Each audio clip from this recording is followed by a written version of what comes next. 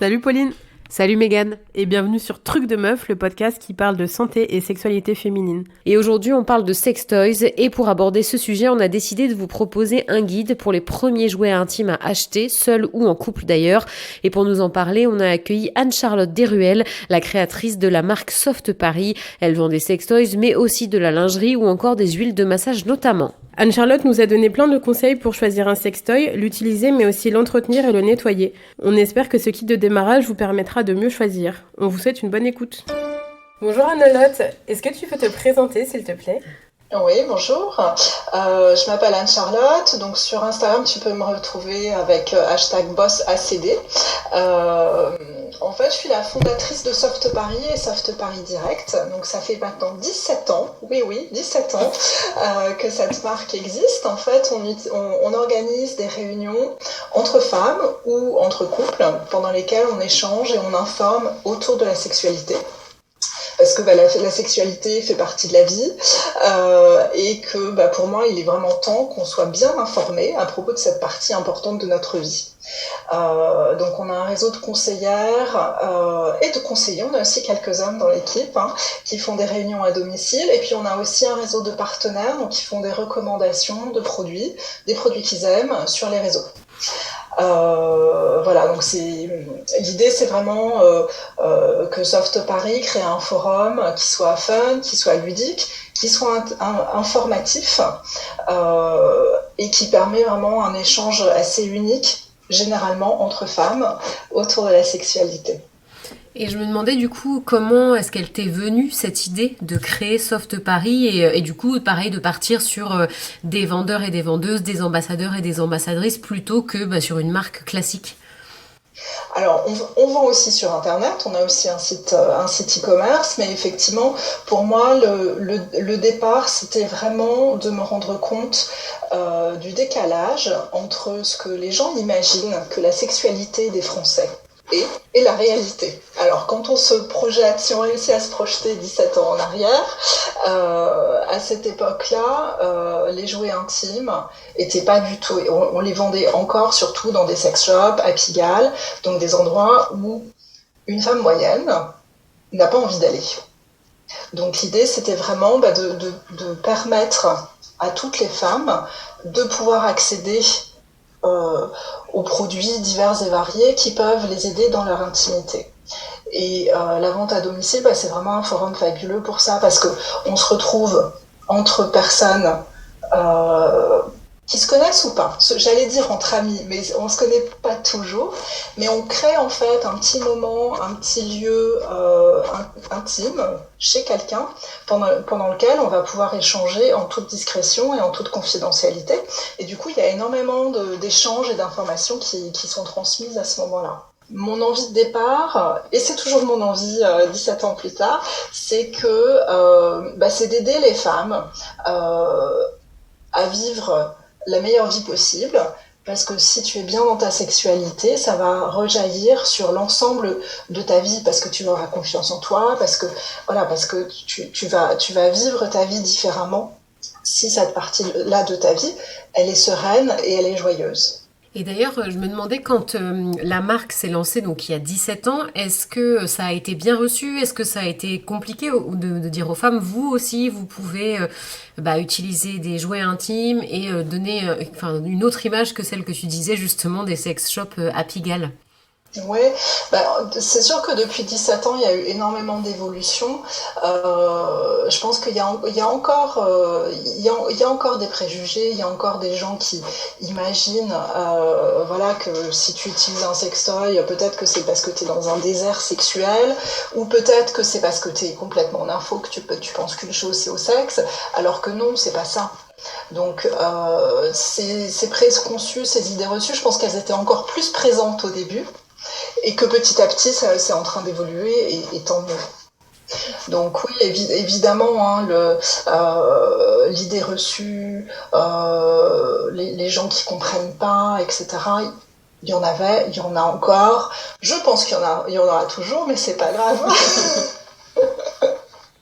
Pour tout te dire, moi du coup, ton entreprise, je l'ai découverte avec une réunion, il y a quelques années maintenant, avec des copines, et justement j'avais trouvé ça hyper chouette de pouvoir justement découvrir des objets où, enfin, ce que tu dis, enfin, je me reconnais tout à fait. Je serais pas rentrée dans un sex shop pour prendre des informations, poser des questions. Et là, le fait que ça soit présenté par des femmes, qu'on soit entre femmes et que derrière on puisse avoir un moment avec la conseillère que toutes les deux et pouvoir lui poser toutes les questions qu'on veut. J'avais trouvé justement que c'était hyper bien fait et c'est un peu comme ça que j'ai pu essayer un sextoy pour la première fois et je suis pas sûre qu'en achetant même sur internet toute seule, j'aurais osé ou j'aurais réussi à faire un choix. Oui, exactement. C'est vrai que le conseil personnalisé que tu vas avoir quand tu es en réunion, ça aide vraiment. Et puis, tu as un choix, tu vas entendre les conseils de tes copines, tu vas entendre les conseils de la conseillère qui va vraiment t'aider à choisir quelque chose qui te correspond à toi en fonction de là où tu en es dans ta vie intime, en fait.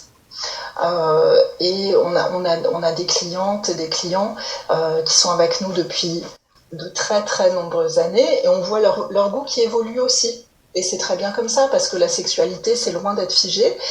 C'est pas voilà, un jour je suis dans une sexualité qui me plaît et ça restera toujours comme ça. Non, tes envies, tes fantasmes ils vont évoluer et la vie évolue et c'est très bien. Et du coup forcément les objets dont tu auras envie, eh ben, ils vont changer aussi au cours du temps. Et il y a une autre question que je me posais, c'est comment on crée un sextoy justement? Comment on crée un sextoy? Alors c'est un processus qui est en général assez long. Quelquefois ça a pris des années même voilà, en termes de processus parce que tu as le design évidemment mais tu as les aspects techniques aussi donc, et puis il y a toujours plusieurs en termes de production après il y a plusieurs partenaires qui viennent travailler ensemble parce que les gens qui vont faire le silicone, les gens qui vont faire le moteur, etc. c'est des usines différentes. Donc il y a toute une partie dessin design. Après, à partir de ces dessins, on fait des prototypes. Les prototypes, ils plaisent pas, ils conviennent pas. Enfin voilà, et tout ça, ça prend plusieurs étapes. Et puis quand on parle quand on a des petites des petites caractéristiques un peu spéciales, un peu supplémentaires, par exemple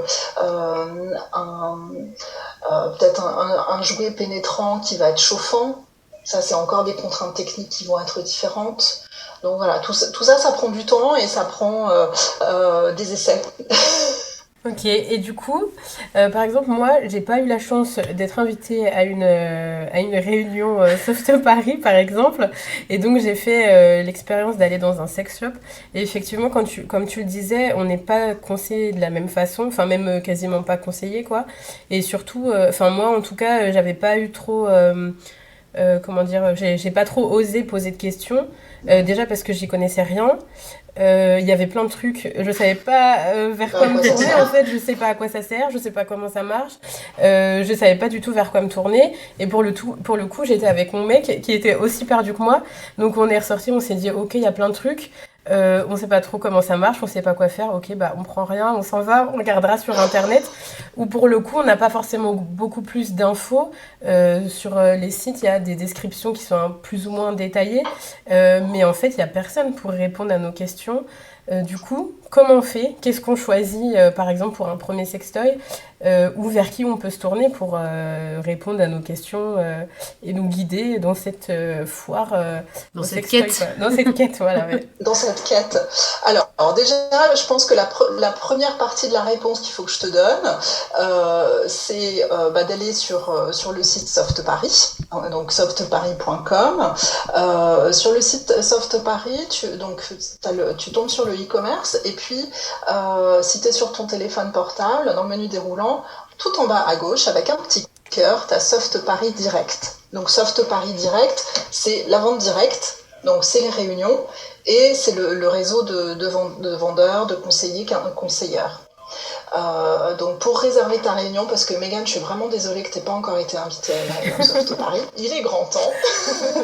Donc tu vas sur le site, tu vas sur Soft Paris Direct, et tu demandes simplement d'organiser un événement chez toi. Et avec ça, tu remplis ce petit formulaire et tout simplement, on va te recontacter très rapidement de façon à organiser, en fonction de là où tu habites, un événement avec une conseillère qui habite près de chez toi. Donc c'est aussi simple que ça. Ok. Et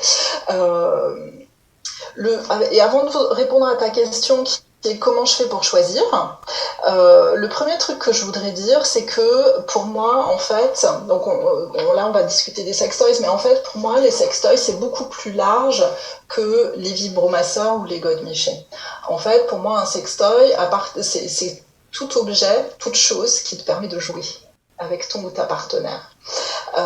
Une plume, un glaçon, de la confiture, une cravate que tu utilises pour t'attacher, tout ça en fait c'est des sextoys aussi, mais c'est des objets de la vie quotidienne. Ok, donc voilà. Donc comment bien choisir ? C'est très bien de le préciser parce que mon idée des sextoys c'était vraiment les godemichés en fait. J'avais pas, alors qu'en fait il y a plein de choses voilà, dont on n'a pas idée. Oui, ça peut faire peur en plus. Ouais. Oui, parce qu'en fait, la sexualité, moi, ma proposition, c'est vraiment que la sexualité, ce soit un endroit de jeu, un endroit de découverte, un endroit de plaisir, évidemment, mais c'est pas le seul objectif, c'est pas le plaisir, c'est de jouer. Et de jouer, de rigoler, de le faire en toute détente, en fait. C'est ça qui est intéressant aussi. Et c'est ça qui apporte de la créativité, c'est ça qui apporte de la diversité dans le couple ou seul. Donc ta question c'était autour de comment je cherche, comment je trouve, comment je choisis mon jouet, c'est ça ? Oui, c'est ça. Ok. Alors, tu sais, Megan, j'ai envie de te parler d'un autre truc avant qu'on aborde vraiment ce point-là, qui est vachement intéressant. Je voudrais aussi rappeler quelque chose qui est important, c'est que un jouet, on peut l'utiliser seul, en solo, ou on peut l'utiliser à 2 ou plus. Pourquoi est-ce que c'est important de le rappeler ? Parce qu'en fait, dans la tête de certaines personnes, il peut se passer plusieurs choses. Il y a des gens qui se disent « Ah, bah si telle personne utilise un jouet, c'est parce que sa vie sexuelle, elle est nulle, elle est inexistante, donc elle est obligée d'avoir un jouet pour avoir une vie sexuelle. » Non, la réalité, c'est que c'est pas ça. Les jouets sexuels, ils sont utilisés aussi bien par les gens seuls que quand ils sont en couple. Et le revers de cette médaille-là, c'est aussi que si tu es en couple et que vous utilisez des jouets, vous n'allez pas les utiliser à chaque fois. Vous allez les utiliser parfois, de temps en temps, ou très fréquemment, en fonction du couple et en fonction du moment. D'accord ? Donc ça, je pense que c'est quand même un point qui est important à rappeler. Aussi sur l'auto-érotisation, donc la masturbation, pour moi, c'est vraiment autour de connaître ton corps. Parce que le jour où tu as un ou une partenaire, t'attends pas à ce que cette personne elle ait une boule de cristal ou une baguette magique et que cette personne-là, hop, tout seul, comme ça, par magie, sache exactement ce qui va te faire plaisir à toi. Donc, ce sera beaucoup plus simple si toi tu l'as découvert, si tu es en train de le découvrir, et comme ça tu vas pouvoir guider la personne qui est avec toi vers cette découverte et vers le fait de te donner des sensations, du plaisir qui t'intéressent. Surtout si tu es avec un partenaire qui a appris la majorité de sa sexualité autour des pornos. C'est pas la personne qui va savoir comment te donner du plaisir. Donc apprendre son corps, découvrir son corps seul ou avec des jouets, c'est vachement intéressant et c'est vachement important. Et j'imagine qu'il n'y a pas d'âge pour ça en plus, qu'on peut faire ça, c'est bien, plus on le fait tôt, mieux c'est, mais qu'on peut faire ça tout au long de la vie. Ah mais Pauline, c'est hallucinant. On a des clientes en réunion qui nous disent lors d'une seconde réunion, merci, j'ai eu mon premier orgasme et j'ai 70-75 ans. C'est fou, tu vois, donc non, il n'y a pas d'âge et il n'y a pas d'âge pour commencer. Bon, peut-être, c'est certainement, je sais pas quelle est la législation par rapport à la majorité par rapport à ça. Nous, on vend pas de jouets aux personnes qui ont moins de 18 ans, évidemment, ça c'est la loi, mais Ce qui est important aussi à garder en tête, c'est ça, c'est que les jouets, tu peux les utiliser seuls, tu peux les utiliser à deux, et c'est très bien comme ça. Et du coup, tu disais que on peut justement apprendre à connaître son corps grâce aux jouets sans. Qu'est-ce que le jouet peut apporter justement pour connaître son corps en plus que lorsqu'on ne les utilise pas? Les sensations sont extrêmement différentes. Si tu vas être stimulé par un corps humain, ça va donner un type de sensation. Si tu vas mettre du lubrifiant sur tes mains versus utiliser tes mains, ça va pas donner les mêmes sensations. Quand tu utilises un objet qui a une certaine matière, ça donne d'autres sensations. Si en plus tu mets des vibrations, ça donne encore un autre type de sensation. Donc il y a ça, et puis il n'y a pas juste les vibrations. Aujourd'hui, on a la chance, depuis quelques années, on a des jouets qui sont vraiment fabuleux, qui utilisent en fait des pulsions d'air. Donc ça donne des sensations qui sont très douces et qui sont très ciblées aussi. Donc voilà, ça fait partie, je dirais, du panel de sensations différentes qu'on peut avoir avec des jouets. Okay. Et puis après, tu as aussi le fait qu'un jouet, il se fatigue pas. Oui. C'est vrai. Tu peux attraper une crampe à la main, tu peux te dire, quand même, ça fait quand même un petit moment qu'on y est, qu'est-ce qui se passe, alors qu'un jouet, il va jamais se dire ça, il va juste continuer, tu l'as mis en marche et il continue à fonctionner. Oui, les deux sont intéressants donc. Les deux sont intéressants et je vais pas dire que l'un est mieux que l'autre. Je trouve que utiliser les deux en combinaison, justement, c'est bien, quoi. Donc, découvrir des nouvelles sensations, apporter de la variété aussi dans les ébats, c'est chouette. Quand on discute de couple, il faut aussi, sexualité hétérosexuelle, il faut aussi se rappeler que physiologiquement, les hommes et les femmes ne sont pas du tout conçus pareil. Un homme, physiologiquement, il est conçu pour éjaculer après quelques secondes de pénétration, alors qu'une femme, elle va mettre en moyenne 40 minutes avant d'atteindre le sommet de son excitation. Donc, quand on a 40 minutes et quelques secondes, forcément, à un moment donné, il faut réussir à réconcilier les deux. Et les jouets, ça peut vraiment aider, en fait. Parce que ça va faire en sorte que ce timing... Moi, j'avais une autre question avant qu'on en revienne justement aux essentiels, aux premiers jouets qu'on peut s'acheter. Est-ce que les sextoys peuvent aussi aider certaines femmes qui ont justement des difficultés avec leur sexualité par rapport à la pénétration ou des pathologies ou des choses comme ça? Est-ce que ça peut être une aide? Oui, bien sûr, ça peut être une aide, notamment parce que les jouets... Alors, il y a plein de cas de figure potentiels, mais si on parle de douleur pendant la pénétration, ça peut être très intéressant de comprendre si la douleur pendant la pénétration, elle est avec un jouet et avec un partenaire. Ou est-ce que c'est juste avec un partenaire? Parce que dans ce cas-là, il y a peut-être quelque chose qui est psychologique et pas physiologique. Et ça, les douleurs pendant la pénétration, c'est quelque chose qui se traite assez facilement, mais il faut s'en occuper. Il faut s'en occuper, ça veut dire que, en fait, s'il y a des douleurs pendant la pénétration, le risque, c'est de continuer sa sexualité, un peu en serrant les dents, en se disant, au fil du temps, ça va s'améliorer. Mais au fil du temps, ça risque de s'empirer. Si tu fais rien contre. Donc, mieux connaître ton corps, avoir une sexualité sans pénétration, parce que si c'est la pénétration qui est douloureuse, pourquoi se faire mal? Et on peut avoir une sexualité sans pénétration, il faut juste être un peu plus créatif, un peu plus ludique et un peu plus imaginatif. Et tout ça, c'est tout à fait possible. Donc, quand je dis, il faut prendre cette problématique à bras le corps. Il faut aller voir un gynéco, il faut lui en parler. Il faut aller voir des psychologues qui sont spécialisés là-dedans, parce que ce sont des choses qui sont connues et qui se traitent. Notre podcast d'aujourd'hui, il est pas là-dessus, donc je vais pas rentrer trop dans le détail, mais voilà, ça peut faire partie des pathologies. Les gens qui ont du mal à avoir un orgasme, une fois de plus, ça peut être une difficulté d'avoir un orgasme quand on est avec un partenaire, alors que quand on est seul, en se masturbant, il n'y a pas cette problématique-là. Donc voilà, le fait d'utiliser un jouet, ça peut permettre d'explorer et de mieux comprendre les limites et les zones dans lesquelles il y a un problème ou il n'y a pas de problème. Ça répond à ta question, Pauline, Oui, tout à est-ce fait. que tu veux me la préciser? Non, Ouais. c'est tout à fait. Alors du coup, pour revenir sur comment choisir son sextoy la première fois, est-ce que tu pourrais peut-être nous dire quel serait le kit de débutant quand on n'a jamais eu de sextoy? Bien sûr. Alors déjà, dans ton kit de débutant, je vais forcément mettre un lubrifiant. Parce que la sensation que tu auras avec un sextoy sera forcément enrichie par le lubrifiant. D'accord. La lubrification vaginale, elle dépend des hormones, donc ça veut dire qu'elle va dépendre, elle va varier au cours de ton cycle.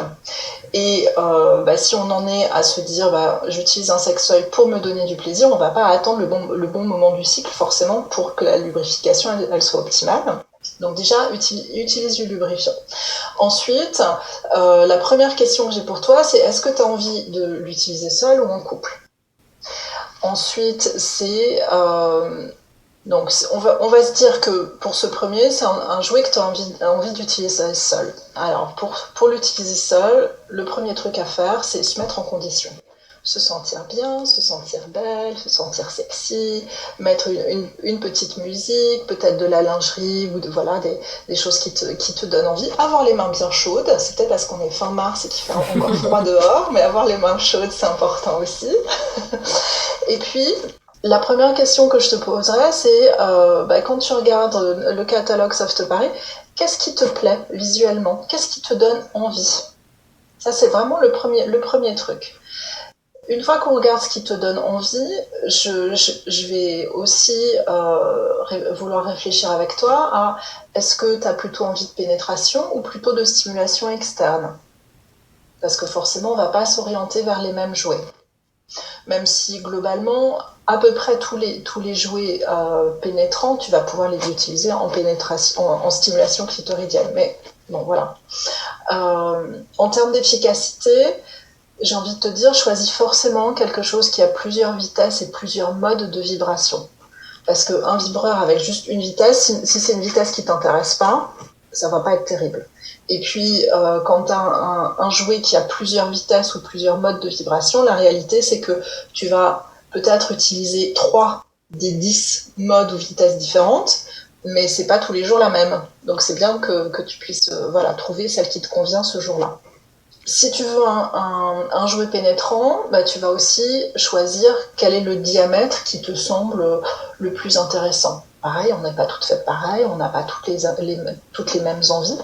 Donc voilà, ça c'est des facteurs qui vont aider ton choix en fait. Après, une fois que tu t'es orienté sur quelque chose de plutôt externe, ou plutôt pénétrant, etc., pour un jouet seul, et c'est valable pour les jouets à deux aussi, j'ai envie de m'arrêter peut-être sur 2 jouets spécifiques, parce que c'est quand même des jouets d'une efficacité telle que je peux pas discuter avec vous du guide ultime de bien choisir son sextoy sans en parler spécifiquement. Donc l'un de ces jouets, c'est le rabbit. Donc le rabbit, c'est une partie phallique, et puis ça fait comme 2 petites oreilles qui vibrent et qui viennent se reposer sur le clitoris. Donc ça permet d'avoir une double stimulation avec la pénétration et une stimulation clitoridienne. Donc ça, c'est le premier. Le deuxième, donc je reste encore 2 secondes sur le premier. Le rabbit, il a été vraiment très fortement plébiscité dans les années 2000 avec la série Sex in the City. On avait Charlotte qui voulait plus sortir de sa chambre tellement elle était conquise par les effets du rabbit. Et effectivement, il fait partie ça a été un peu une révolution en termes de jouets disponibles sur le marché, en fait, ce jouet. Il est toujours là parce qu'il est toujours aussi efficace. Et donc le deuxième, chez Soft Paris, c'est Dino.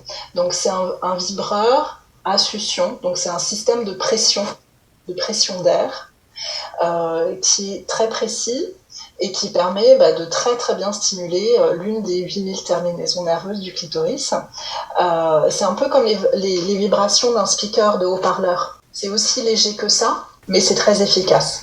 D'ailleurs, j'ai une petite question par rapport aux sextoys pénétrants. Peut-être que c'est bête, hein, mais quand on n'a jamais eu de rapport sexuel, est-ce que c'est des objets à manier avec plus de précautions? Est-ce qu'on peut risquer de se faire mal? Est-ce qu'il vaut mieux éviter ou pas? Il y a pas de raison de se faire mal parce qu'on va y aller en douceur. Et donc je répète, hein, toujours utiliser un lubrifiant parce que ça va être beaucoup plus agréable. Je pense il faut vraiment y aller à l'instinct, il faut voir voir ce qui fait du bien et puis s'arrêter quand ça fait pas du bien. Voilà, faut y aller gentiment, doucement et tout respect de son corps. Hein. Après, si la question elle est autour de rompre l'hymen, avec l'utilisation d'un sextoy, bien sûr, l'hymen peut être rompu avec l'utilisation d'un sextoy, mais au même titre que l'utilisation de certains tampons. Donc si on résume, les deux premiers sextoys en fonction des envies qu'on a vers lesquelles on peut s'orienter, c'est le Rabbit ou le simulateur clitoridien qui sont des bons débuts. Oui, alors... oui, non, je vais vous parler d'autres jouets aussi. Je dirais que les deux les plus méga efficaces en termes de donner du plaisir et d'atteindre un orgasme rapidement, c'est effectivement un Rabbit ou bien Dino, donc qui a ce système de pression d'air et de succion. Après, effectivement, on a des jouets qui sont très sympas, qui sont uniquement pour la stimulation externe. Donc, chez Soft Paris, on a un jeu qui s'appelle Gaïa. Gaïa, c'est un petit galet vibrant, donc qui tient vraiment dans la paume de la main, qui a une forme très ergonomique, très organique en fait. Et moi, je trouve que c'est un super jouet quand on est à deux, justement parce que ton partenaire, il sait pas forcément comment manier un jouet intime. Et avec Gaïa, vu que sa surface est assez grande, sa surface de stimulation, elle est assez grande, et ben ton partenaire, il peut juste le mettre à peu près dans la bonne zone et avoir un effet intéressant. Et Gaïa, en plus, vu que c'est cette forme ergonomique et organique, tu le mets dans le creux de ta main et on peut vraiment se masser les épaules, voilà, faire un massage complet et puis arriver sur les parties intimes. Et du coup, ça donne aussi voilà, une intimité et une utilisation du jouet organique. Et du coup, en termes de budget, est-ce que c'est accessible de s'acheter un sextoy? Est-ce que ça a un certain coût? Comment ça se passe? Ouais, bien sûr, très bonne question. Alors effectivement, les jouets, je pense que le premier doit commencer à 25 € et puis les plus chers, ils doivent être à 100, 120, 130 €. C'est des jouets qui vont avoir un peu plus de technologie derrière eux. Par exemple, on a un jouet, je vous parlais les jouets avec cette succion, cette pression d'air, ils sont un petit peu plus chers et on en a un notamment qui est là, je crois qu'il est à 130, il se recharge et t'as le jouet et il a sa petite boîte. Tu le poses dans sa petite boîte pour qu'il se recharge et une fois que tu l'enfermes dans sa petite boîte, il est nettoyé par UV. Ah oui. Donc voilà, tu as cette technologie-là supplémentaire et c'est pour ça qu'il est plus cher que les autres. Donc c'est un budget, mais t'es pas obligé non plus c'est pas forcément un énorme budget. Tu as des jouets qui sont vraiment très chouettes à 59 €. D'accord. Et d'ailleurs, justement, j'en profite que tu parles du nettoyage aux UV. Comment est-ce qu'une fois qu'on a choisi un sextoy, on l'entretient? Comment ça marche? Parce que c'est, je présume, hyper important d'avoir un sextoy qui est propre pour éviter d'avoir des bactéries, des maladies, etc. Absolument, ouais. Donc du coup, en fait, un jouet, je pense qu'il est important de le nettoyer avant et après utilisation. Souvent, on pense à le nettoyer après, mais pas forcément avant, alors que c'est quand même avant que, voilà, le plus logique. Tu peux utiliser de l'eau et du savon, donc tu le passes à l'eau, tu fais attention aux aspects électriques pour pas qu'il y ait de l'eau qui rentre dedans, s'il n'est pas waterproof. Mais quand tu n'utilises que de l'eau et du savon, en fait, il y a un truc qui est pas suffisant, c'est que ça ne va pas enlever les spores des mycoses. Donc les mycoses, c'est les champignons, et ça se transmet par les spores. Et les spores, ça part pas à l'eau au savon. Donc tu le nettoies à l'eau au savon, voilà, je dirais pour nettoyer grosso modo. Et ensuite, tu peux utiliser, on a soit des mousses, soit des gels nettoyants qui sont spécialisés en fait là-dedans et qui te permettent vraiment d'avoir une hygiène au top. On a des clients parfois qui nous disent mais si j'utilise mon gel hydroalcoolique pour les mains, ça va tout désinfecter et tout. Oui, ça va tout désinfecter, mais ça, souvent, en fait, ça risque d'abîmer la surface de ton jouet. Donc si tu veux que ton jouet il dure vraiment bien longtemps, c'est important. Donc ça c'est pour le nettoyage. Pour l'entretien de ton jouet, on recommande toujours de stocker les jouets séparément, plutôt que tous les uns à côté des autres. Les stocker séparément et puis... Ah oui, je voulais refaire un petit point aussi, pardon, sur l'utilisation et le nettoyage. Tu peux aussi... Pour les jouets phalliques, tu peux leur mettre une capote aussi à tes jouets. Pour des questions d'hygiène, du coup? Ouais, pour des questions d'hygiène comme ça, voilà, même si tu te dis j'avais que de l'eau et du savon pour le nettoyer avant de l'utiliser, bon bah c'est pas grave, je lui mets un préservatif et comme ça t'es tranquille, t'es sûr qu'il soit bien propre. Donc je reviens sur l'entretien, donc tu le conserves, voilà, chacun séparément. Chez Soft Paris, on vend tous nos jouets dans des chouettes pochettes, c'est des pochettes néoprène, donc voilà, tu peux avoir toutes tes pochettes ensemble, ça y a pas de souci. Et puis le truc qui est important aussi à savoir, c'est quand tu utilises un jouet qui est fait en silicone, d'utiliser un lubrifiant qui ne soit pas en silicone. Donc les lubrifiants en silicone, c'est top. C'est ultra agréable, ça donne un soyeux qui est vraiment irrésistible. C'est vraiment un excellent lubrifiant. Mais si tu utilises ce lubrifiant en même temps que ton jouet en silicone, tu as les deux silicones du lubrifiant et du jouet qui risquent d'interagir et qui risquent de rendre ton jouet un peu collant. D'accord. Donc, le mieux, c'est d'avoir différents lubrifiants en fonction de l'utilisation que tu vas en faire. Un lubrifiant à base d'eau quand tu utilises un jouet qui est fait en silicone, et puis ton lubrifiant silicone pour tous les autres usages. Ça, c'est hyper bien de le dire parce que moi, je l'ai appris il n'y a pas longtemps et je ne le savais pas. Donc, c'est bien de le dire. Ouais, non, c'est important. Et puis, c'est ça aussi qui te permet vraiment de t'assurer que ton jouet, tu peux le garder pendant des années et des années sans problème, quoi. Et du coup, là, tu parlais des jouets en silicone. J'imagine qu'il en existe aussi dans d'autres matières. Est-ce que la matière, ça a vraiment un impact uniquement sur la sensation ou il y a d'autres raisons pour lesquelles on peut prendre, je sais pas si c'est du plastique, du verre, j'en sais rien. Ouais. Alors, il y a plusieurs matières, effectivement. Les jouets en silicone, je pense que c'est les jouets les plus répandus de nos jours. Ça fait partie tout au début, on discutait des choses qui ont évolué depuis 17 ans. Avant, il y avait pas mal de jouets aussi en ABS, donc c'est un type de plastique, c'est un plastique mou. L'ABS, ça sent très fort. T'as vraiment une odeur de plastique assez... voilà. Et surtout, c'est une matière qui est poreuse. Donc ça veut dire que t'as eu beau nettoyer ton jouet comme il faut, tu peux encore avoir des microbes et des bactéries qui sont dans les petits trous. Donc chez Soft Paris, on vend pas du tout de jouets en ABS à cause de ça, parce que je pense pas que ce soit une très bonne matière, et c'est pas une matière qui dure très longtemps non plus. Donc, jouer en silicone, c'est super parce que t'as une sensation, c'est un petit peu mou en fait. C'est un jouet qui peut avoir de la rigidité, mais c'est un petit peu mou. Donc ça veut dire que pendant la pénétration ou pendant l'orgasme, il y a des contractions à l'intérieur des muscles à l'intérieur du vagin. Donc si t'as un jouet qui est complètement dur, ça peut être un peu douloureux.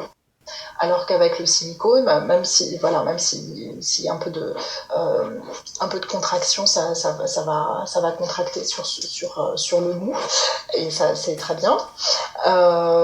D'autres matières qui sont intéressantes pour d'autres facteurs, ce sont des jouets qui sont en métal ou des jouets qui sont également en verre. Donc le métal et le verre, ils ont une chose en commun, c'est qu'ils sont thermoconductibles. Donc ça veut dire que ton jouet, tu peux le mettre au frigo pour avoir la sensation de froid, ou au contraire, tu peux le passer sous l'eau chaude pour avoir une sensation de chaud. D'accord ?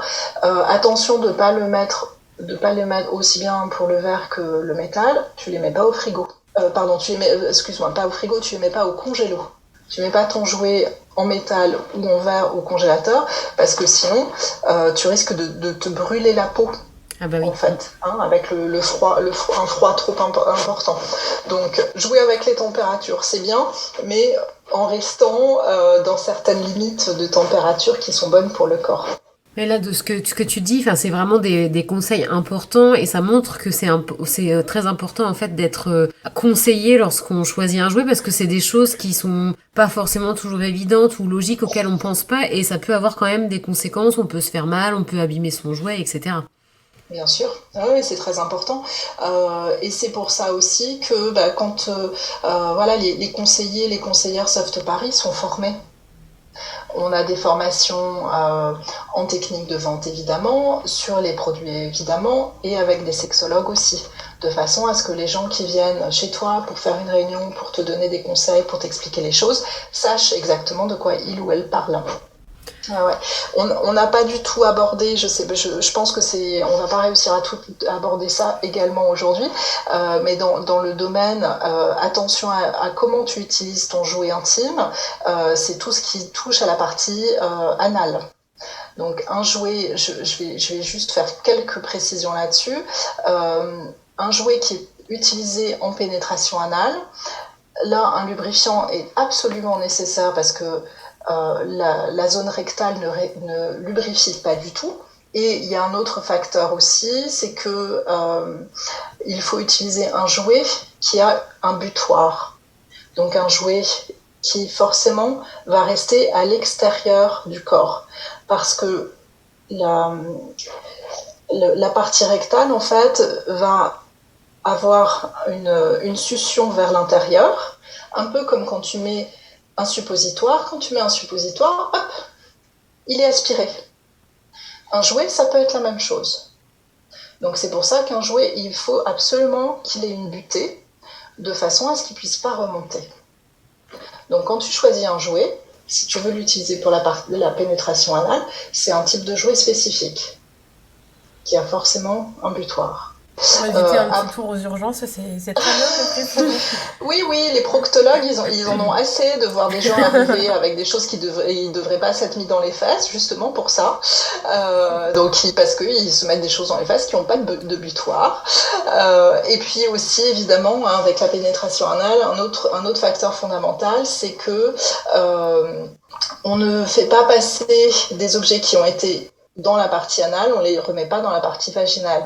Il y a des flores, la flore intestinale, on la connaît. La flore vaginale, elle est extrêmement fragile, et on va pas mettre des bactéries qui sont dans la partie rectale dans le vagin. Donc ça, c'est vraiment fondamental, que ce soit avec un jouet ou que ce soit avec un partenaire, évidemment. Quand on passe à l'un, on ne repasse pas à l'autre.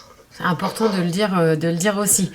D'ailleurs, là, tu parlais du partenaire. On a vu les sextoys à acheter, peut se procurer quand on est tout seul. Est-ce que y en a d'autres quand on est en couple, que comme par exemple Megan le disait, on n'y connaît rien, on débute. Est-ce que tu en aurais aussi un ou deux à nous conseiller qui peuvent être sympas à utiliser à deux?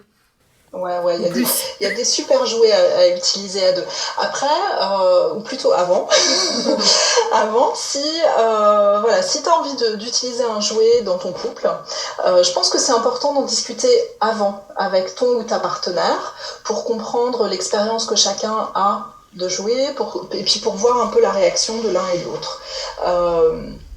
quand on est dans un couple avec un homme, surtout s'il est débutant, s'il a jamais utilisé, etc., je pense que c'est important de pas le mettre en danger, pour pas qu'il se sente remplaçable, parce que, le jouet va pas le remplacer, le jouet va pas remplacer son phallus.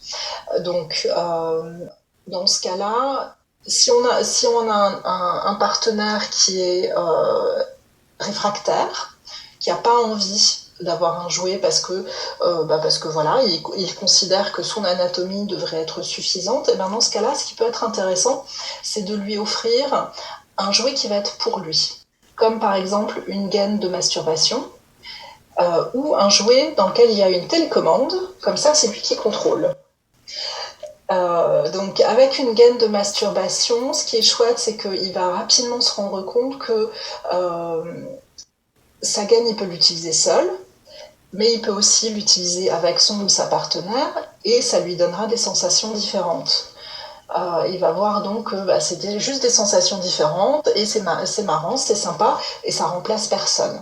Donc voilà, une fois qu'il en a fait l'expérience pour lui-même, il va plus facilement accepter et comprendre que sa partenaire ait envie de ça aussi. On a une super gaine de masturbation chez Soft Paris qui s'appelle le Grand Chelem. Un autre jouet vraiment chouette pour être sûr qu'un jouet phallique ne remplace pas, ne fasse pas concurrence, et que le partenaire se dise pas je vais être remplacé. Un jouet à deux, comme un œuf vibrant télécommandé, c'est vachement sympa.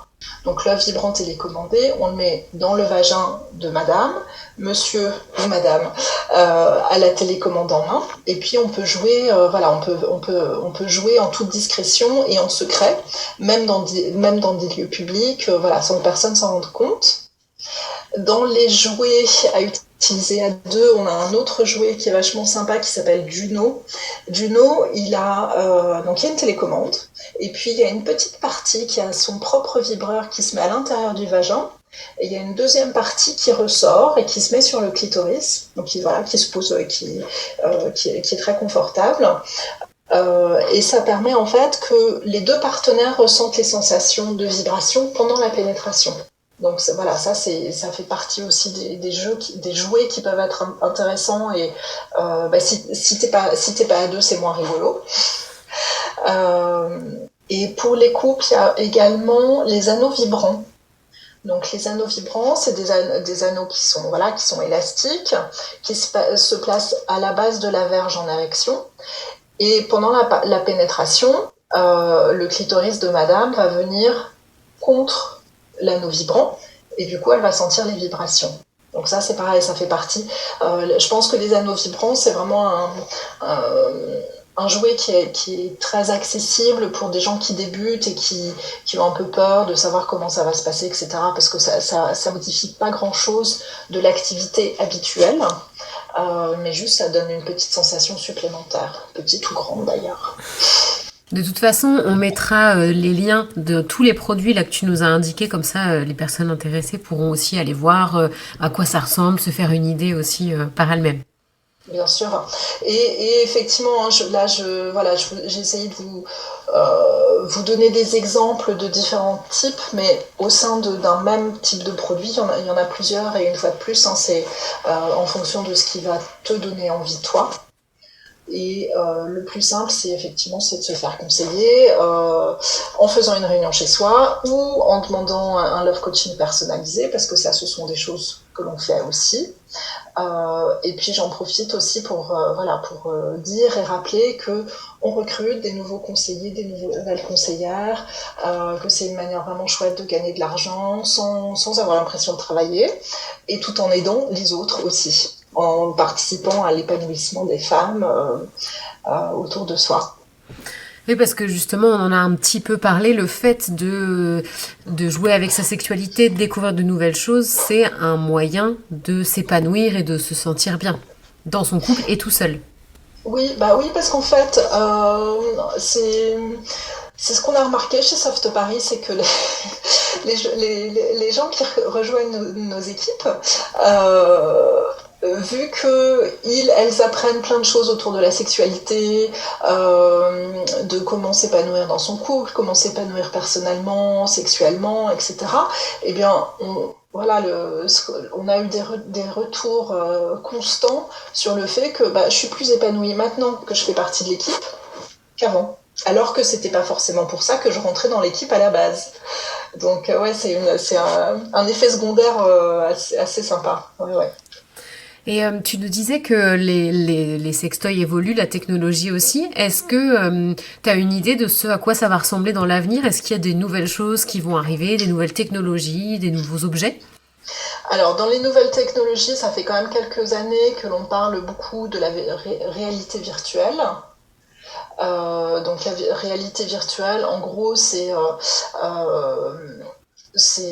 te mets des lunettes sur le nez, un casque plutôt que des lunettes, et tu peux vivre quasiment, tu as l'impression de vivre un film porno avec un jouet qui va te stimuler. Ça fait des années que c'est en route, que ça existe, etc., ou que les prémices existent. Personnellement, j'y crois pas. Parce que en fait, ce film, tu peux te le faire dans ta tête aussi. Et les moyens nécessaires pour développer la variété de films dont les gens ont envie, parce qu'aujourd'hui il y a quand même une consommation médiatique énorme. Je pense que la technologie nécessaire pour développer autant d'envie est quand même significative.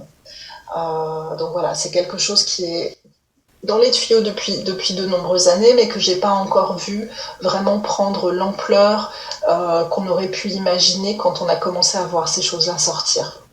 Je pense que la vraie grosse entre guillemets révolution depuis quelques années, depuis 3-4 ans, c'est se jouer avec les effets de pulsion d'air dont je vous parlais tout à l'heure. C'est ça la vraie. Après, est-ce qu'il y en aura encore une? Certainement, mais c'est des grosses évolutions qu'on voit tous les 20 ans. On en a eu là il y a juste quelques années, donc à mon avis c'est pas pour tout de suite quand même. Alors moi, je voulais te demander, parce que tout à l'heure, on discutait du plaisir solo, et notamment, par exemple, des femmes qui sont un peu plus âgées, qui disaient c'est la première fois que j'ai eu un orgasme alors que j'ai tel âge. Je voulais savoir, est-ce que tu pourrais nous en dire un peu plus sur les bénéfices des orgasmes? Bien sûr. Je voudrais vous faire part d'une stat qui est qu'en moyenne, une femme a son premier orgasme à l'âge de 39 ans. C'est extrêmement tard. C'est extrêmement tard. Et c'est triste. On est d'accord. En plus. Et c'est un peu triste aussi. En réunion, enfin à travers les femmes qu'on rencontre en réunion, on entend assez souvent en pièce intime, donc c'est dans la dernière partie de la réunion où la conseillère se retrouve seule en face à face avec les différents participants et chacun peut poser ses questions. On entend assez régulièrement je pense que j'ai eu un orgasme mais je suis pas sûre. La réponse à ça, c'est que si t'es pas sûr, c'est que c'était pas ça. Mais c'est pas grave. Tu sais quoi? Franchement, c'est vraiment pas grave. Parce que, en plus, il y a plein de types d'orgasmes différents, il y a plein d'intensités d'orgasmes différents. Et du moment qu'il y a du plaisir, et de la joie, et de la bonne humeur, et du consentement, évidemment, et ben tout va bien. Donc ça, c'est le premier truc. Maintenant, les bienfaits de l'orgasme, scientifiquement, sont avérés. Donc c'est bon pour la santé. La première chose sur les conséquences sur le corps de l'orgasme, l'un des premiers trucs, c'est que ça fait baisser le taux de cortisol. Le cortisol, c'est l'hormone du stress, c'est ce qui augmente l'hypertension et c'est ce qui fait aussi que tu réfléchis moins bien. Les orgasmes, ça augmente également tout ce qui concerne les taux hormonaux des hormones du bonheur, donc la dopamine, la sérotonine, les endorphines, l'ocytocine. Donc tout ça, ça augmente et tout ça, c'est bon pour la santé. Ça fait que tu dors mieux, ça fait que tu as un rythme cardiaque qui est meilleur, ça réduit la douleur, ça réduit les migraines, etc. etc. Donc oui, les orgasmes, c'est bon pour la santé. Ça fait mieux réfléchir aussi. D'ailleurs, est-ce qu'il y a une différence en termes de bien-être et d'hormones si on a un orgasme avec un partenaire ou avec un jouet et tout seul? Est-ce que ça fait une différence? Non, ça fait pas de différence. Là où tu as une différence, c'est l'intensité de l'orgasme. Et tu peux avoir un mini-orgasme avec un partenaire ou un mini-orgasme avec un jouet ou un orgasme pharaonique avec l'un ou avec l'autre. En fait, franchement, ça dépend. D'accord. Ok. Et ben alors moi j'avais entendu justement parler sur les réseaux sociaux une fille qui disait j'avais super mal à la tête, j'ai fait l'amour avec mon mec, j'ai eu un orgasme et après fini. Et je me suis dit c'est quand même un truc de fou, est-ce que c'est vrai, c'est pas vrai et tout. Et en fait on n'en entendait pas parler plus que ça, mais finalement voilà, tu confirmes le fait que oui ça peut baisser les maux de tête, tout ça. Ouais, non, c'est. Alors, il y a d'ailleurs Alain Héril qui a écrit un livre là-dessus. Je vais essayer de retrouver le nom de ce livre. Et c'est vraiment c'est autour des bienfaits physiologiques. C'est sur les bienfaits physiologiques de faire l'amour. Donc, ça parle justement de toutes ces hormones. Et dans ce livre, excusez-moi, je cherche tout en parlant, alors ça, forcément, c'est pas terrible. En fait, dans ce livre, Alain Héril passe en revue énormément de pathologies différentes et les regarde une par une pour expliquer en quoi avoir un orgasme les traite et les aide. Donc ça va effectivement de la migraine à l'arthrose, enfin il y a plein de pathologies différentes qui sont traitées et voilà, ça touche effectivement à la douleur, ça touche à tout ça. Ouais. Et pourtant, ce qui est un peu paradoxal, c'est que les gens font de moins en moins l'amour. Il y a des études qui ont été sorties là-dessus, notamment à cause des écrans, le temps passé sur Netflix notamment. En fait, on a moins de contact et du coup moins de plaisir. Bah oui, il faut laisser son téléphone déjà hors de la chambre. Il faut jamais installer de télévision dans la chambre. C'est le truc de base, c'est ça. C'est pas d'écran dans la chambre. C'est aussi se donner des temps spécifiques. J'ai pas le temps, mais voilà, c'est parce que tu l'as pas mis dans ton agenda. On peut très bien décider, un couple peut très bien décider que voilà, tel jour, ce sera ces jours-là où on fait l'amour.